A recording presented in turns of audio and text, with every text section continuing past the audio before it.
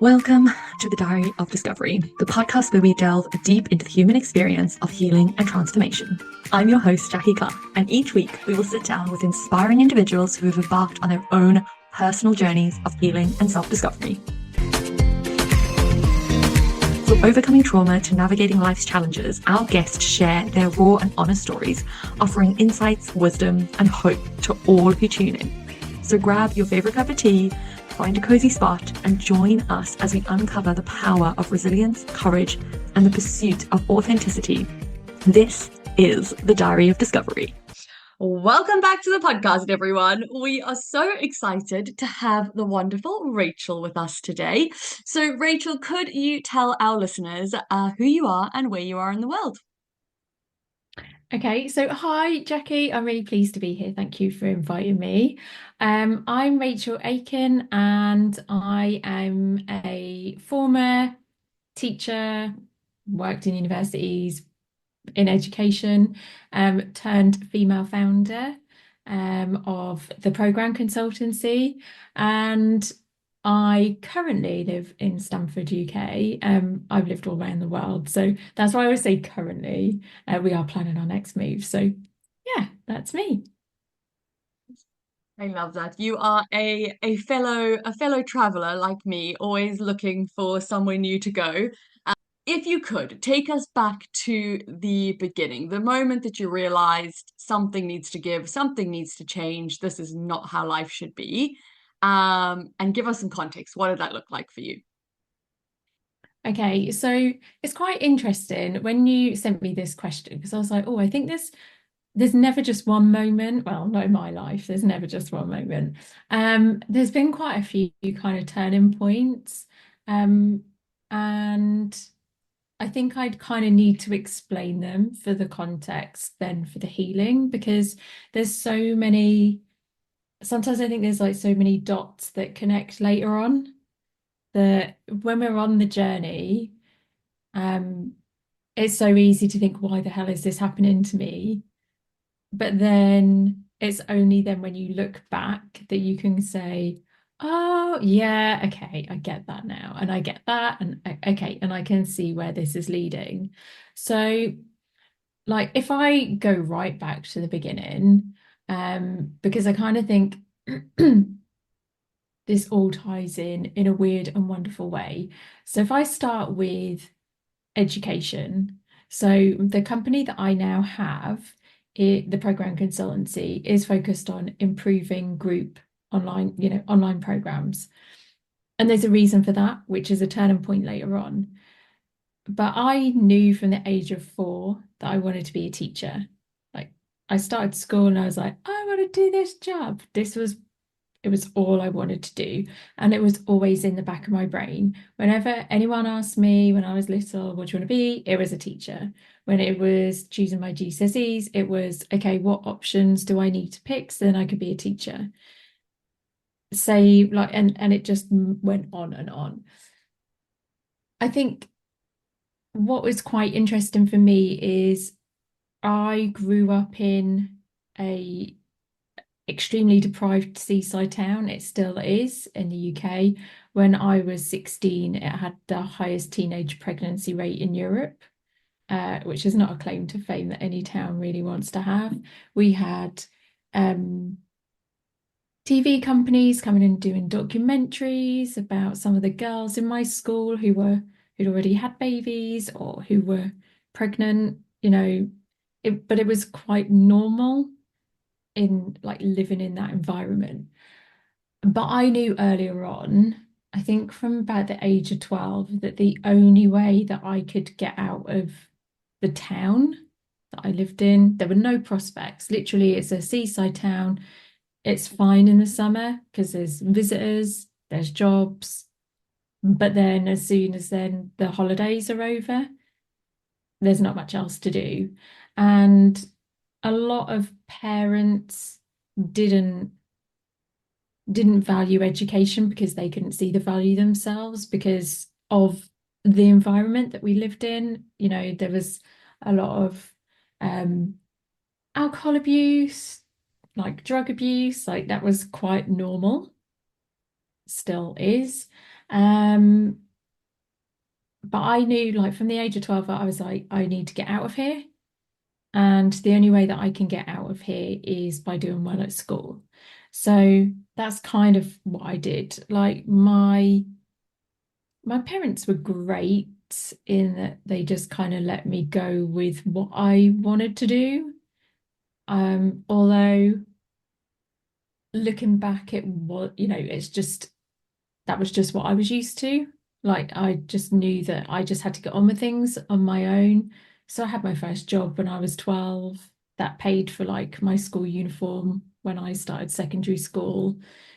All these little things. If I wanted to do anything, I had to pay for it myself.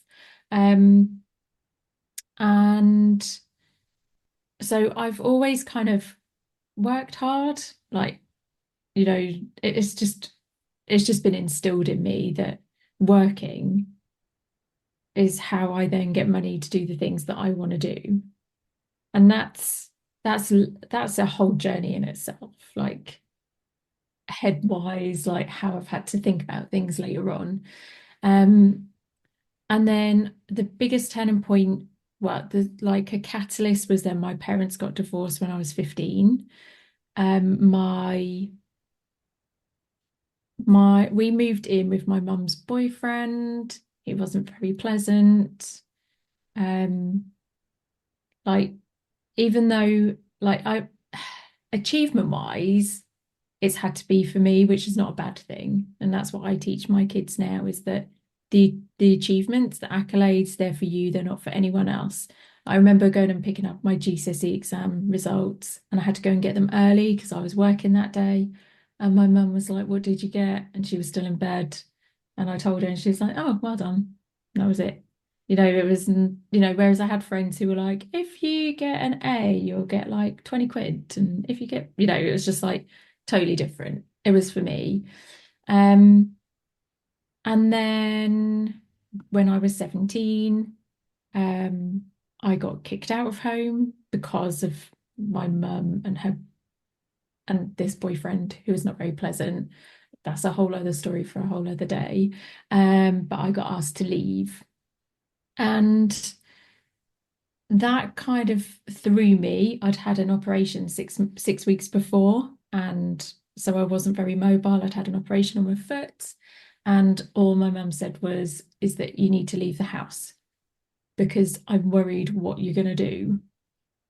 And I had two younger sisters, and it was very much like I was protecting my younger sisters. So I kind of get it from her point of view that she probably thought, if I was left in the house with this jerk, that I might lose my temper. Um, and so then it was a case of, okay, what do I do? I went into college. They couldn't really help. Luckily, my boyfriend at the time, his dad worked in social services. So he was able to kind of connect me with someone who was then like, okay, because of your age, because you're 17, you're going to have to basically find a flat to live in on your own. Um, and oh God, this is sounding like a book, isn't it? Yeah, and so I was like really all my mum kept saying is when are you going? When are you going? When are you going?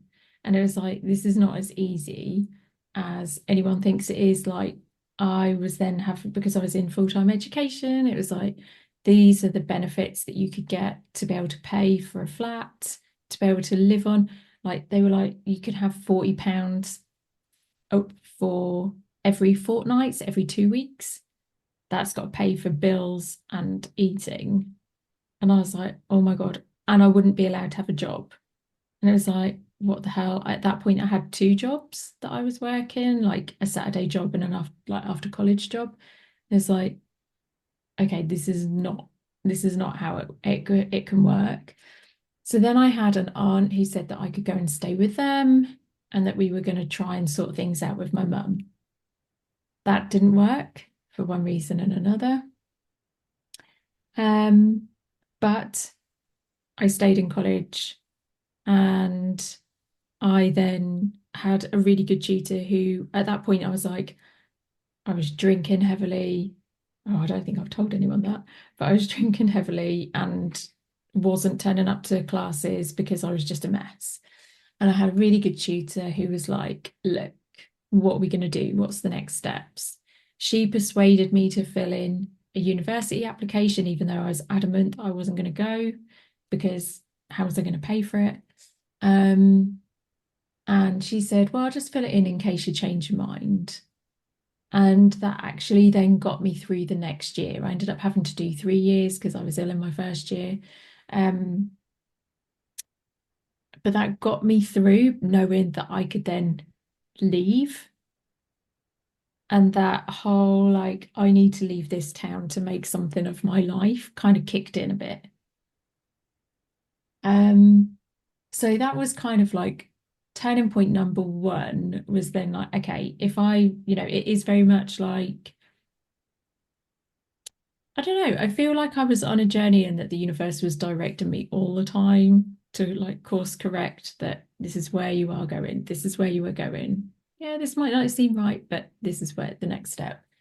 And then once I got to uni, I did a history and politics degree, and then I got involved in student representation, and that's kind of where my career started. And I was like, okay, I there wasn't much support for me as somebody who didn't have contact with my mum, so I would have to send my mum the forms to fill in, even though we weren't speaking or I wasn't seeing her every year to say like, okay, this is how much I can get for student loans and whatever else. And yeah, there wasn't that like I had no support network really. It was like just down to me. I had jobs when I was at uni, so I'd moved away. First thing I did was got a job, um, and just had to balance it all. Um, and then didn't become a teacher, which is ridiculous. Which kind of goes back to that first point, is that I then didn't become a teacher because I didn't think I had enough experience to be a teacher. So instead, I threw myself into education by working in universities instead and working on the student experience and making sure that the experience that people got was amazing. And I don't mean like the student nightlife, I mean like the degrees are what they say they should be. And I worked in quality assurance. I worked like to start off with, I was a sabbatical officer. So I was deputy president of the student union. So I was on like boards where we influenced and helped make decisions for the university direction. Um, and absolutely loved it and knew like where I wanted to go. So I definitely wanted to go at that point, I wanted to go into quality assurance, work my way up into being, at that point, I was like, I could be a registrar of the university. And the registrar is the person who actually signs your degree certificates alongside the pro or the vice chancellor. But they're the ones who make sure that all the systems and things work in place. Um, And so, yeah, worked there, then worked on a government project, worked in a couple of other universities, and then decided I was working for this government project, and my contract came to an end. It was like 18-month project, and I was like, I think now is the time for me to become a teacher. So I did what any normal person would do and applied to go and teach in China to see if I liked it. And to kind of get out of my comfort zone and to challenge me to be like, I can move somewhere else. And I would say that was when my healing journey started. Incredible. Oh, wow. There's loads to dive into in this journey, which I think is really, really incredible. And I think I completely agree with you around that idea that everything is leading you to where you should be. Like you can look back and with so much ease you can join the dots, but when you're going forward and you can't see the next dot, it can be really hard to kind of figure out how the puzzle pieces fit together. So I think it's really amazing when we can actually look backwards and go, oh yeah, actually I can see how I ended up here doing the thing that I'm doing, becoming the person that I've become. It's just such an incredible thing. So, okay, so you get to China. Yep. Such a great way from a tiny seaside town. Um, what what did you have to embrace about yourself, get to know about yourself, figure out about yourself to start that healing journey? Like, what was it that really kind of set it off? So I think so I went with the British Council. We had 2 weeks in Shanghai, and then we were posted to the school that we had we picked an area in China that we wanted to live. And so I got Chengdu, which is home of the pandas in Sichuan province. And I had to I had to do it on my own. Like there was one other guy, I was like 26, maybe 25 when I went to China. And there was another guy who was at the same school as me. He was 40. So he was kind of like he'd done this career and was like, actually, I'm not sure this is what I want to do. I want to do a bit of traveling. So there was a massive age gap, and he was very much independent and doing things what he wanted to do because it was his journey as well. So we, I just had to kind of embrace the complete language divide because even though had 2 weeks intensive Chinese lessons, same as in anywhere, there was a different dialect in Chengdu. So we would say, or I would say something in the way that I'd been taught over in Shanghai.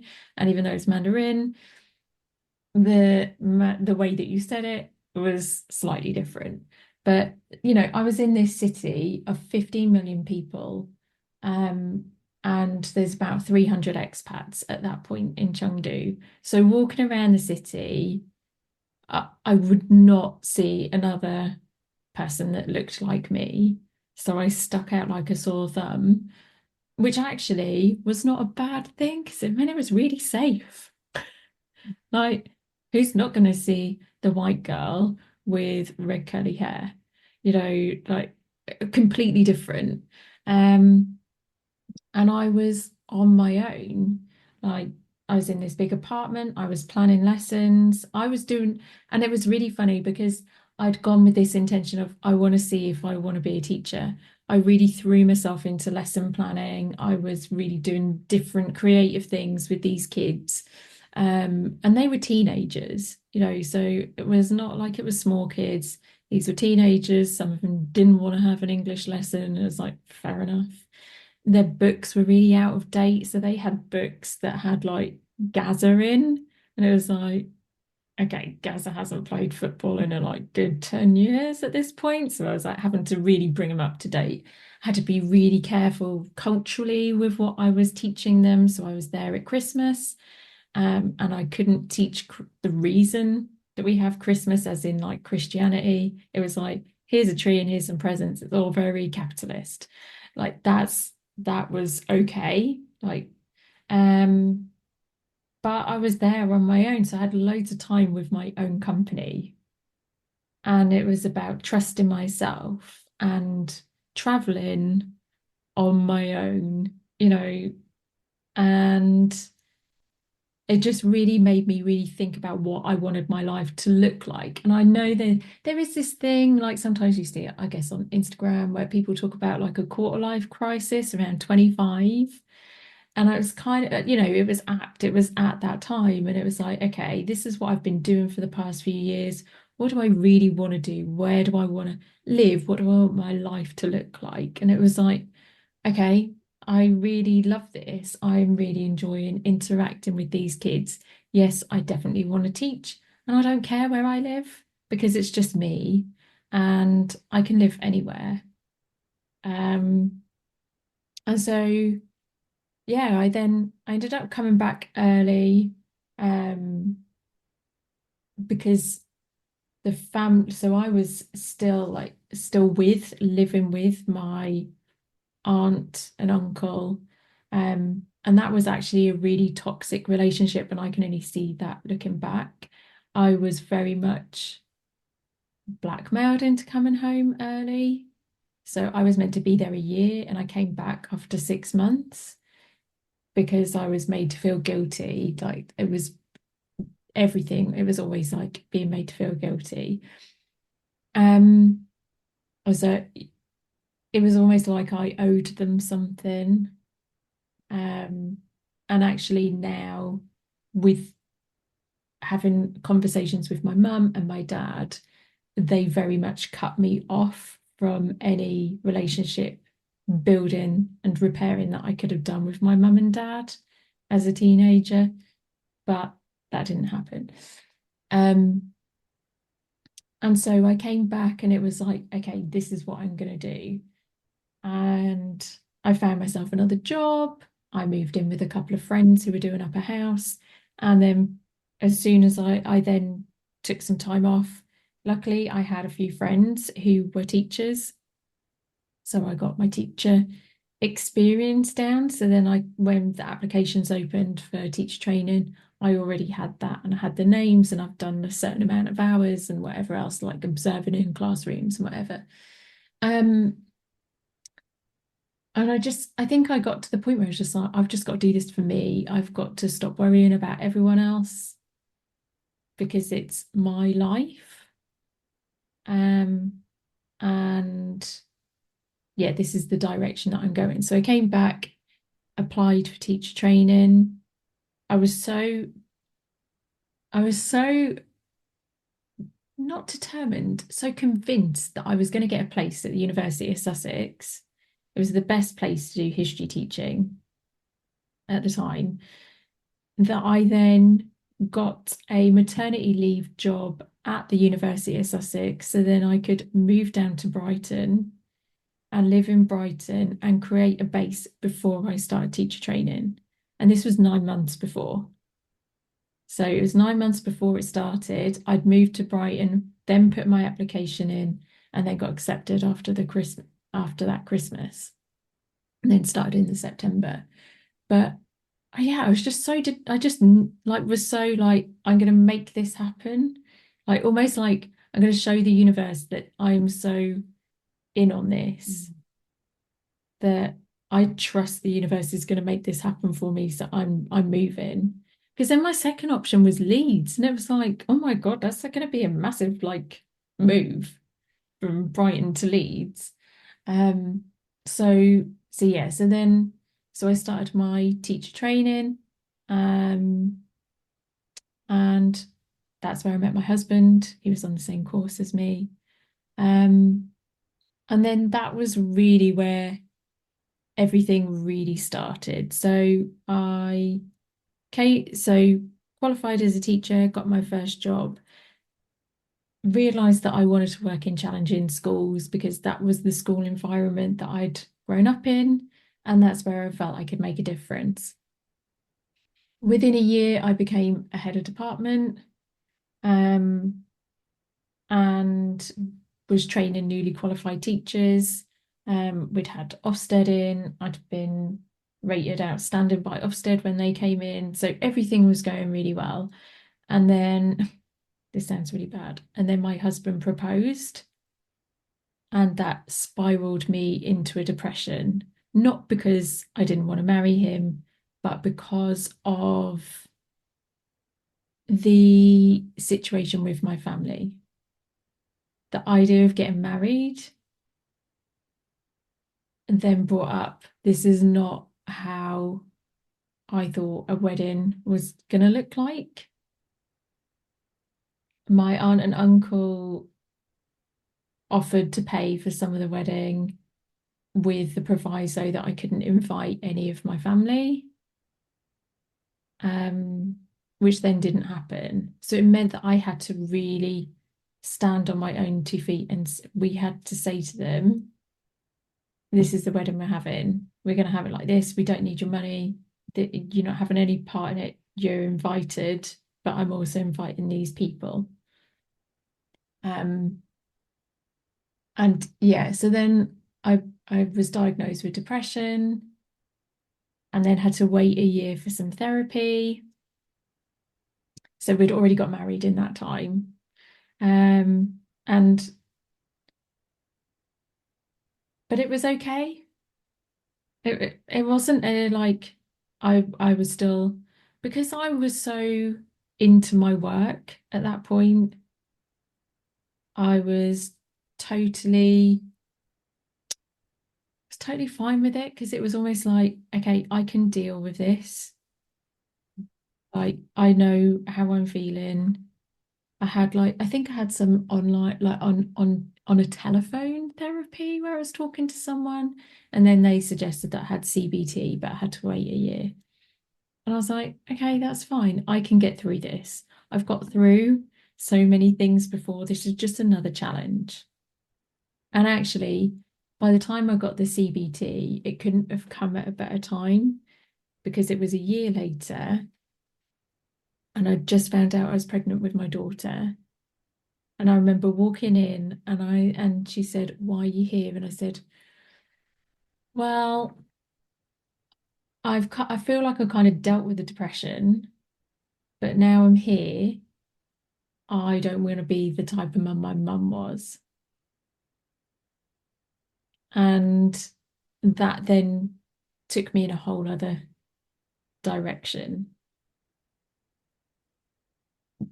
And that was then my concern.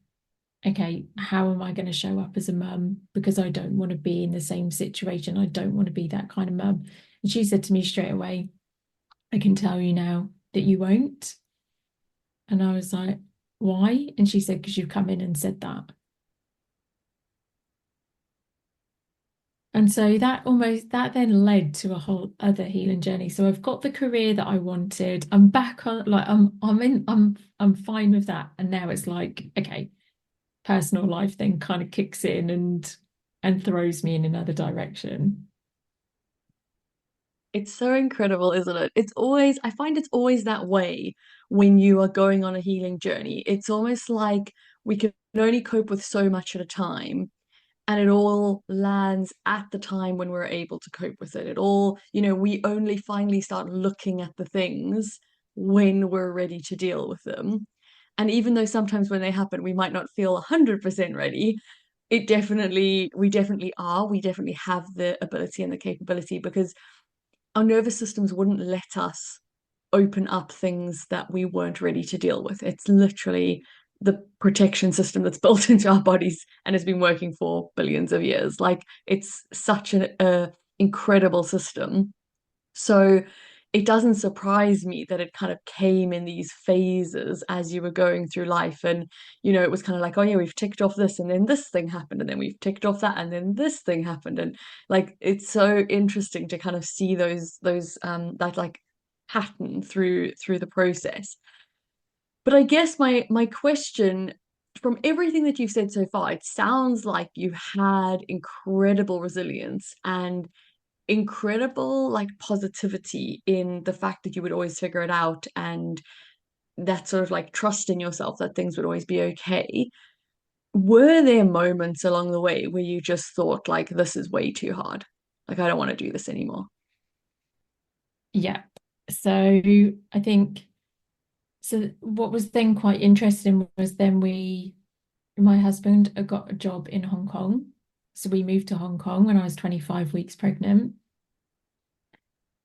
Um, and actually having children, because I also have my son out there as well. So having children abroad, even though it was we were told that it wasn't the right hospital and all these kind of things. Like it was like, yeah, fine. It was like I've never had a baby before, so it doesn't matter where I have a baby. A lot of people were like, "Are you still going to go?" And it was like, "Yes, we're still going to go." And I think in the back of my mind, I had that. Well, I made it in China, then like Hong Kong. They speak English because it was a part of the British Commonwealth. And it was a British territory for quite a long time. So it's like I don't think it's going to be that bad. And it was only then when we came home, so we were there for 2 years, and then we came home back to the UK. We moved back to Surrey, that's where we were living then. And I was like, well, that's fine, we'll go back and I'll be able to go back to work. And then when we looked at childcare costs, it was like every penny I earn will then go on childcare costs because I had two under two. So it's like, okay, well, I'll wait a little while.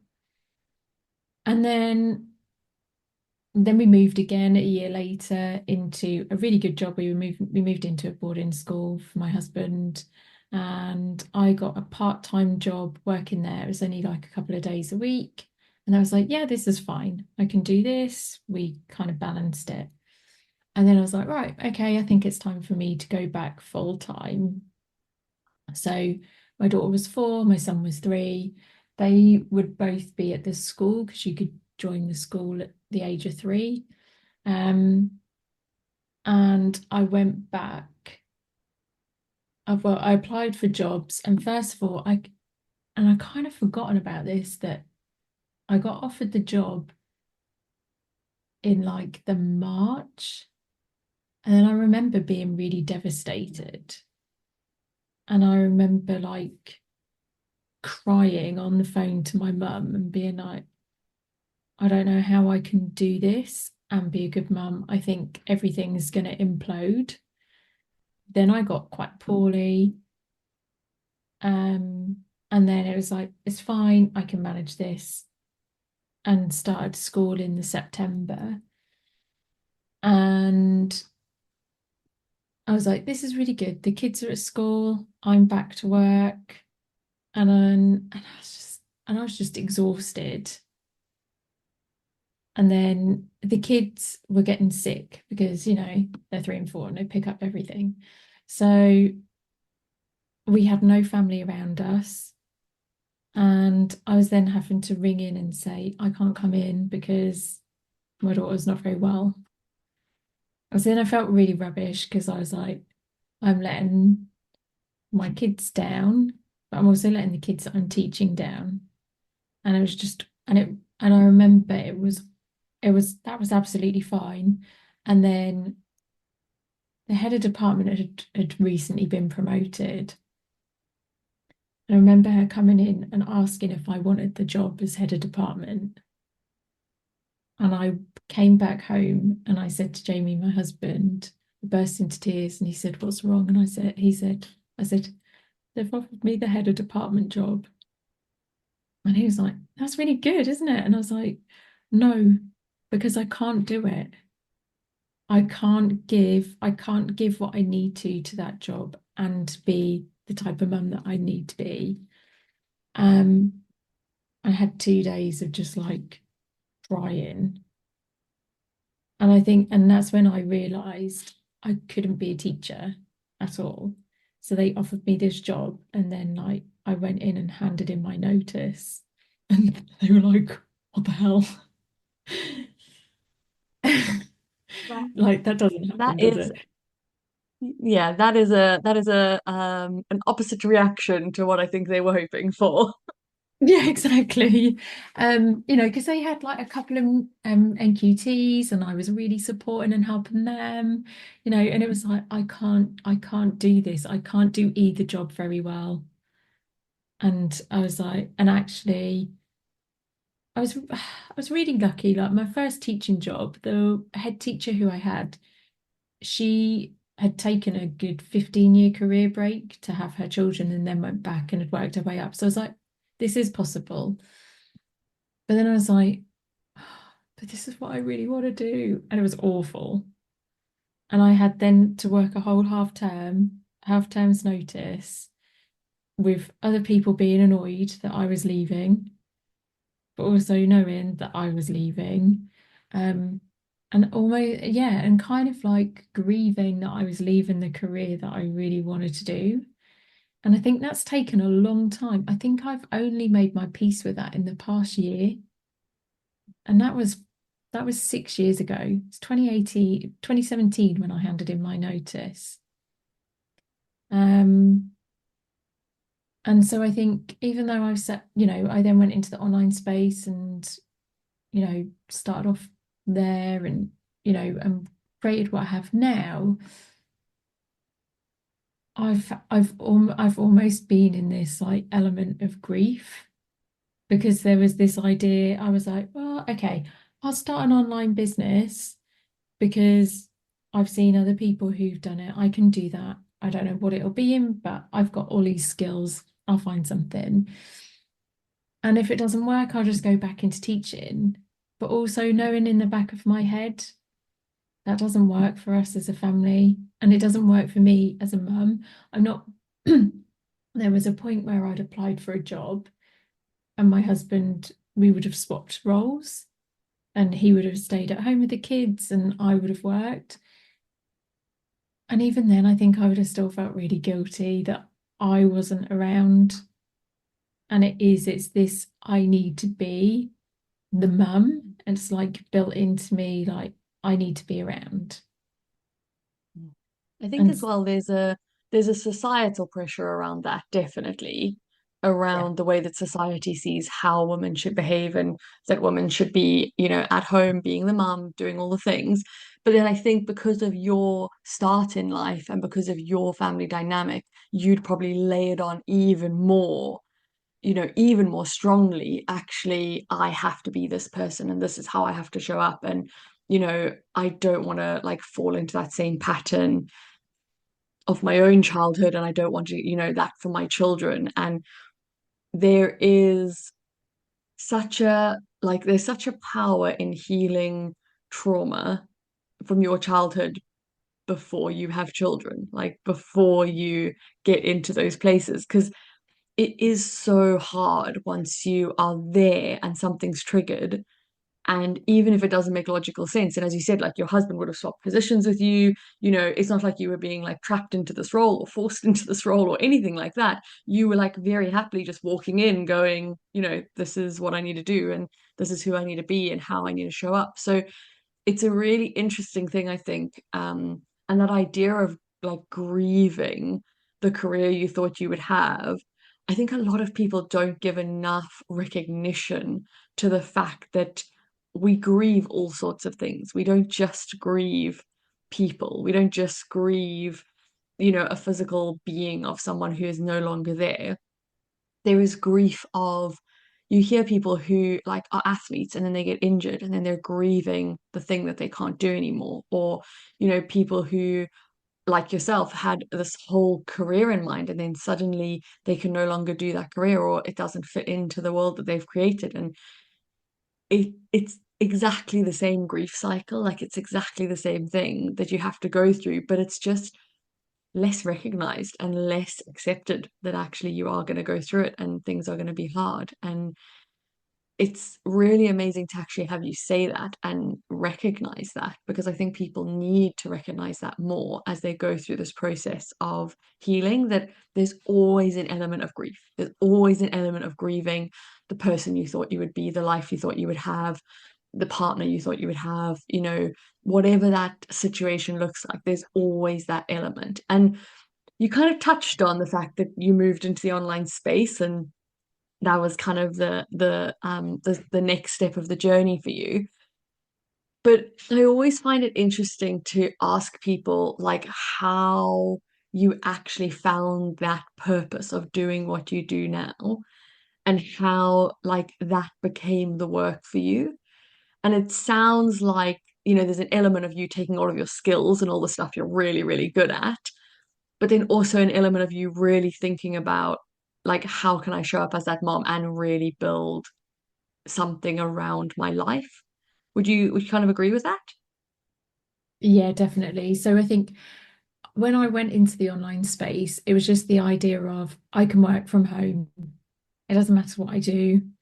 Um, I think because I've had, having that job from the age of 12 and always working, I've always had like I need to bring in money. I need to bring in money, like not for anyone else. No one else is putting that pressure on me. That's for me. Like this is security for me. Like I have choice because I have money. Um, and I started out, I started exploring it as a virtual assistant. I was like, I've worked in offices, I can do admin coming out my ears, I'm super organized. Like, I mean, we'd moved, I don't know how many times by that point. We'd moved internationally. Everyone would laugh that I would have my massive sheet on the wall that would have these are all the things that need to be done. Here's the tick list, done, done, done. And it would be done without any stress. And it was always done without any stress. So I've got lots of transferable skills. I can be a VA. So I started out as a VA. And then I'd found a coach who had also been a teacher, and she had a membership. And I remember being on a call with her one day, and I said, "Look, I can do this, I can do this. I think I could do a bit more." And she said, "Oh, I think you should look at being an online business manager because you've got all the skills. You could totally do that." And I was like, "Oh, okay." So then I found this book, read it, um, and I was like, "Yeah, I could do that." Um, and got a couple of clients within a month of starting my business as an online business manager. And then was like, okay, right, I could do this certification because obviously I'd always associated getting, getting qualified to do the job. So I was like, oh, I get qualified to do the job. That's going to help. And so I started working with these amazing women who were coaches with 6, 7, and 8 figure businesses. And was like, yep, we can do this, we can do this, I can get you all organized. Yeah, we can get all these systems in place. And what was fascinating to me is coming from this background, at no point did I think, oh, well, I could transfer what I do. Like, I never thought I could be a tutor. I never thought that I could be a consultant. Um, it was very much, well, I'll start from the bottom up and work my way up. Um, and learn the ropes. And then when I got into these businesses and I saw their programs, and I was like, oh, this is amazing. They're doing these online programs. And then I saw inside these online programs, and I was just like, okay, these are not that great. Um, there's a lot that could be done here to help the people who are buying these. Um, and obviously saw it because I'd worked in, higher education and then worked in secondary education and knew what it takes to get results and, all these other things. So it's like, okay. And then just carried on working with clients. I got to a point where I was just like, I liked working in 90-day stints where I was like, to start off with, I was working for people longer term, and then I would get not bored or frustrated, but it was like, I can come in and do this stuff. I don't like the maintaining, someone else can come in and maintain it. I like coming in and fixing. Um, and so then I started working in 90-day stints, and every time there would always be a focus on delivery, and I'd be like, you could do this, you could do this, you could do this. And it was like, yeah, they'd kind of take it or leave it. And it was like, okay, fine. And then some people were like, actually, yeah, that's really good.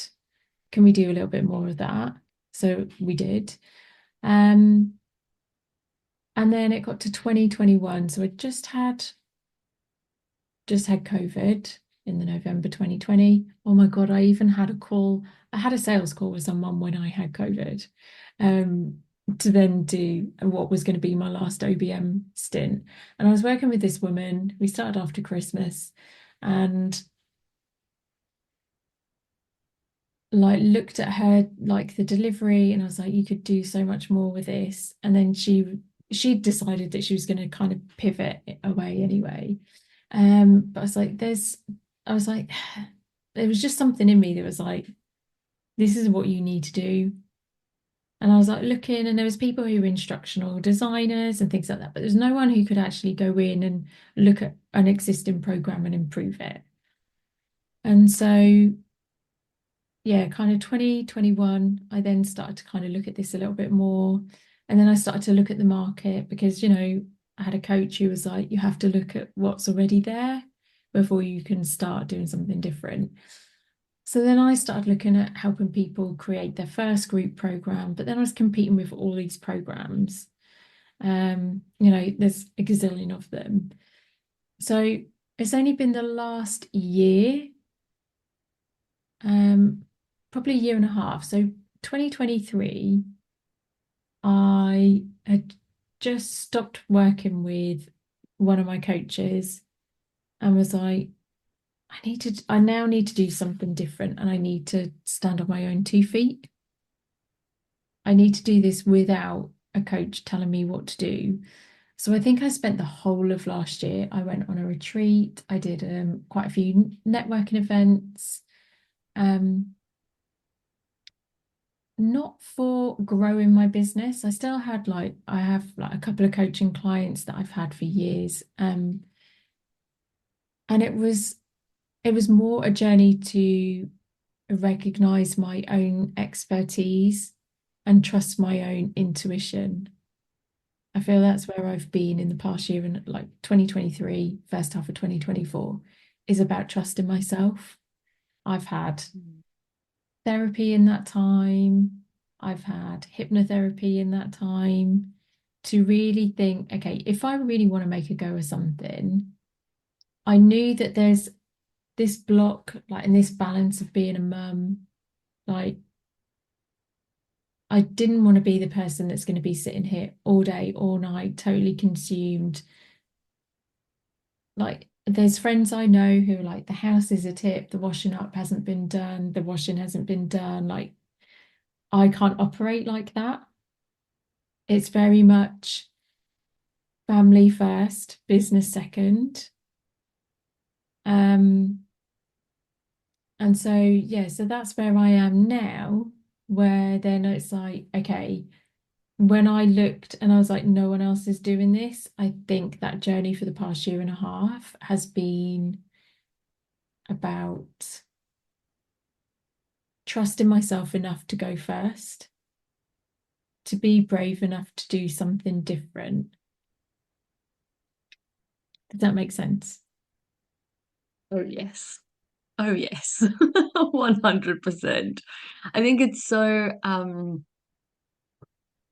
important to be able to trust yourself. And for a lot of people, we are taught to trust everything else over ourselves. For most children from a small age, they're taught to trust their parents, they're taught to trust their teachers, they're taught to trust their families, they're taught to trust like everyone outside of themselves rather than actually listening to themselves and really deciding actually what is right, what is for me. And that goes on and continues all the way through our lives.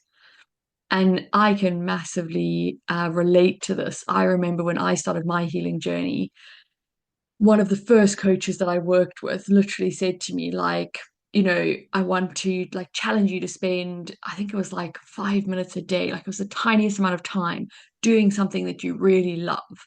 So she was like, sit down, make a list of all the things you really love, and then we'll decide how you're gonna do them. And I sat down and just stared at a piece of paper for ages, thinking, I have no idea. Like, I have no idea. I don't know what I like. I don't know who I am. I don't know anything about myself.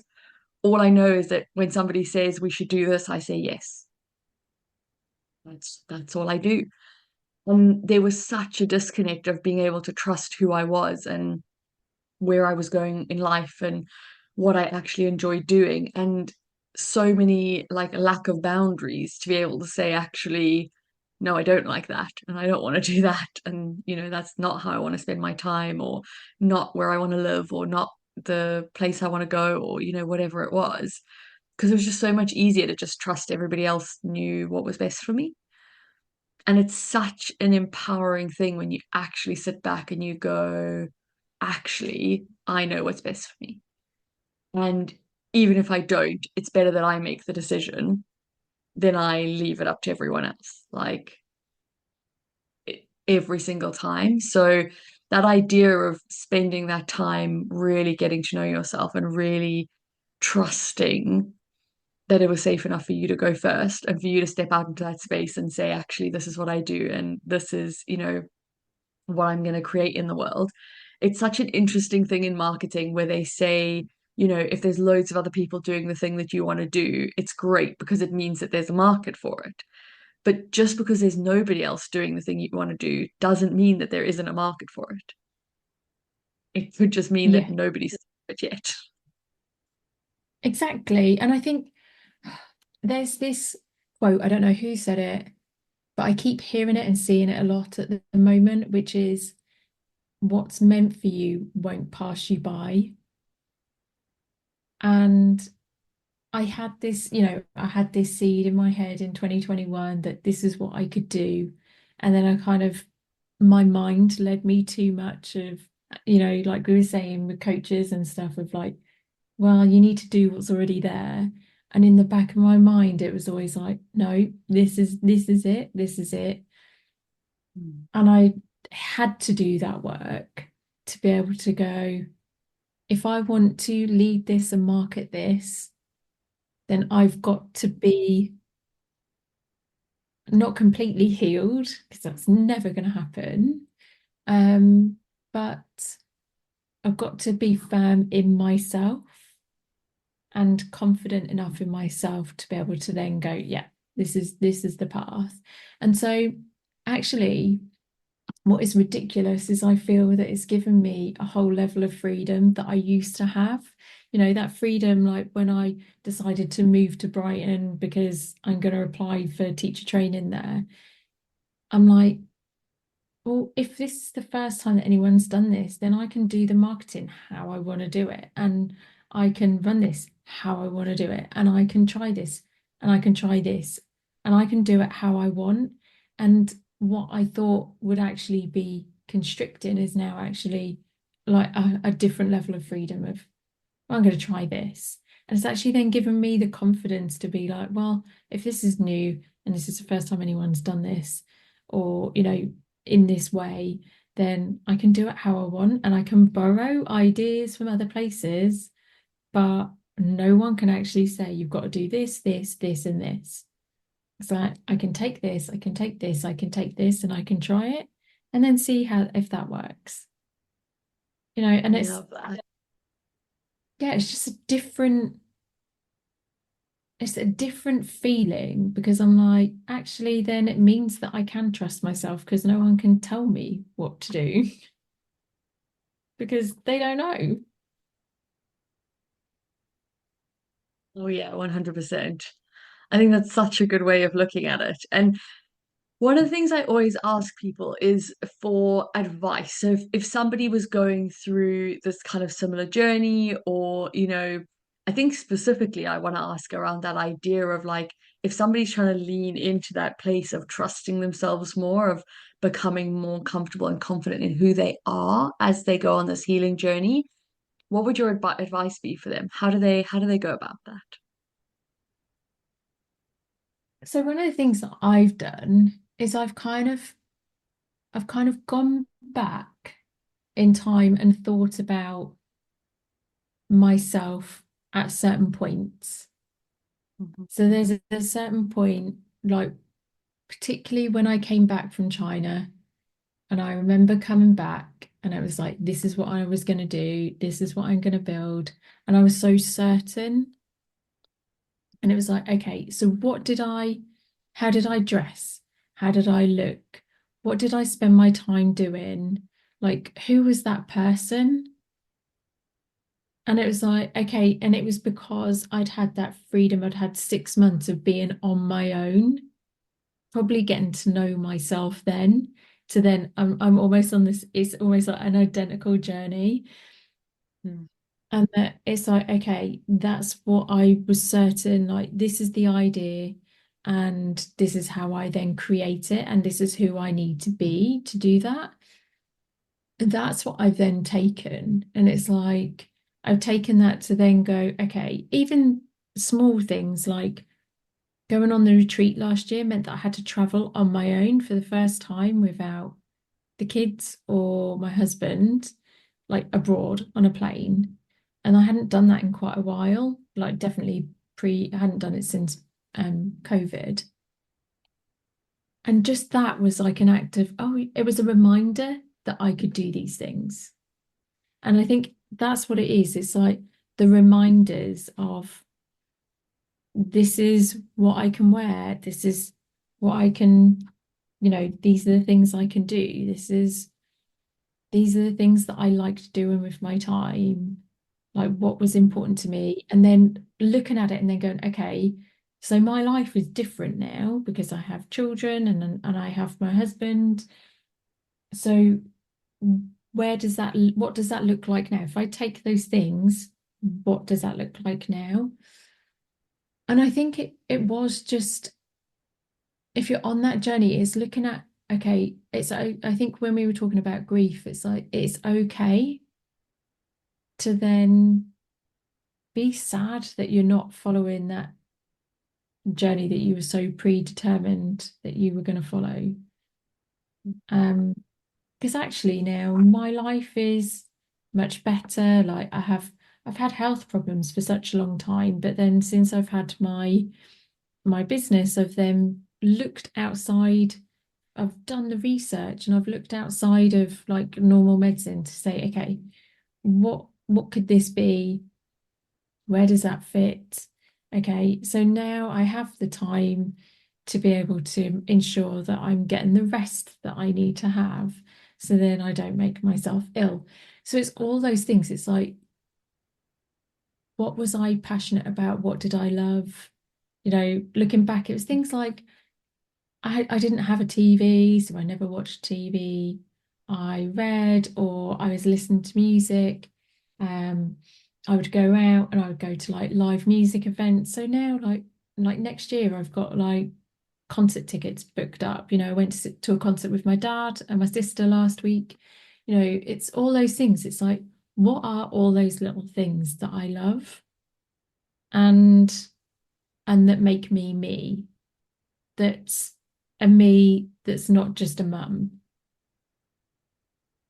And that's going to help me be a better mum. My kids are now like 11 and 12, or 10 and 10 and 12. So they don't need me as much. And so now I feel I can step into this pathway of the way they need me is different. And so that gives me more freedom to do what I want to do next. And that opens, it almost like opens the gates a little bit more of like, there's more possibility. Oh, I love that. So you've kind of led us perfectly into our last question, which is what is next? So what is the next healing journey that you're going on? What is the next thing that you're aiming for? Like, how does the journey continue for you? That's a really good question because I think if I've learned anything, is that I don't 100% know. And it's letting go of that predetermined, like, this is what things are going to look like, this is how it's going to look like. For my business, I've created a 3-year vision. 3 years is fine. 10 years is like ridiculous. But it's then, we're considering, like I said at the beginning, we are looking at moving. Not too far. This would be the smallest move I think we've ever made because it would be like half an hour down the road. But just so then the kids are closer to the secondary school that they're going to be at. And I think for me, it's just letting go of what other people think of me and doing what I want to do. So embracing more of that trust in my intuition. Like this is what feels right. And I think it's that moving into the needs, moving away from the needs and the shoulds and the expectations, and instead it's moving towards this feels right. So that's where we go. Mm. That's what we do. That's what I do. things, even like, like I said, if I'm on the right path, which I believe that I am, it goes back to that quote of, I can let go of a lot of the online noise that we see around building businesses and growing businesses. And instead, it's moving into that, if this is meant for me, it won't pass me by. That quote is really staying with me, because it's like, it might not look the same. It might present itself in one way, but it might present itself further down the road in another way. And I'm on the right path. It just might be detoured a little bit, but that's okay. Yeah. And not these massive expectations. So I think it's just, this works right now, and that's good. I love that so much. I think that what you said about that idea of like the online noise and what social media says, everyone should be aiming for. Like first it was everyone should have their own business, then it was everyone should have a six-figure business. Now all I'm seeing is 7 and 8 figure. Like everyone has to have a Yeah. say a 7 or 8 figure business. And I think like I always look at it and think to myself, like, do I actually need that? Do I actually need any of it? And if I do, great, go for it, chase it, like make it yours. If that's what you really want to do with life, like brilliant, awesome, amazing, do the thing. But actually, when I look at my life, there's so many other things that I want instead. There's so many, there's so much more peace and sanity and like freedom that I want instead of just having an 8 figure business that then just creates me another job. So I think that thing of just like letting go of the expectations, letting go of this is what it's supposed to look like, or what people expect of an online business owner or a mum, or you as a person. I absolutely love that as a message to close the podcast on. So Rachel, thank you so much for being a guest today. It's absolutely delightful to talk to you. And yeah, we'll share details for people to get in touch below. But yeah, it's been wonderful sharing this story. Thank you so much. Thank you for listening to another inspiring episode of the Diary of Discovery. If you found value in today's conversation, don't forget to subscribe to the podcast and share it with your friends, family, or anyone else you think might benefit from the stories of hope and transformation. Your feedback means the absolute world to us, so please take a moment to leave a review on your favorite podcast platform. Your reviews help us to reach even more listeners and continue to bring this meaningful content to the world. Until next time, remember, your healing journey is valid. You are never alone, and you have the strength to get through this. Keep shining bright, and we'll see you in the next episode of the Diary of Discovery.